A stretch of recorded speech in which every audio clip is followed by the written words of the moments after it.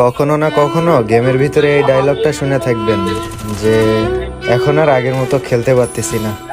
আর এখনকার কিছু নতুন প্লেয়ার এই কথাটাকে অনেক মজার ছলে উড়াই দেয়। ওল্ড প্লেয়ারদের এটা একটা কমন ডায়লগ। যদি তোমাদের কখনো সময় হয় তাহলে একবার চিন্তা করে দেখো, যে প্লেয়ারটা 6-7 বছর ধরে গেমটা খেলছে সে কেন ইচ্ছা করে খারাপ খেলবে। যে প্লেয়ারটা এক সময় বলতো যে তোমরা রাশ মারো, আমি একাই গেমটা দেখে নেব, আর আজকে সেই প্লেয়ারটাই বলে যে আগের মতন আর গেম খেলতে পারি। ভাই, খারাপ তো তখনই লাগে যখন কেউ তার নিজের গেম প্লে স্কিলটা হারাই ফেলে, আগের মতন আর খেলতে পারে না। আর আজকালকের কিছু প্লেয়ার এখন গেমে গেলেই 1 vs 1 চ্যালেঞ্জ করে বসে, আই কাস্টমে আই দেখে নেব। না আর আগের গেমটা আছে, না আগের টিমমেট গুলো আছে। ফ্রি ফায়ার গেমটা পুরোপুরি একেবারে ধ্বংসের পথে চলে গেছে।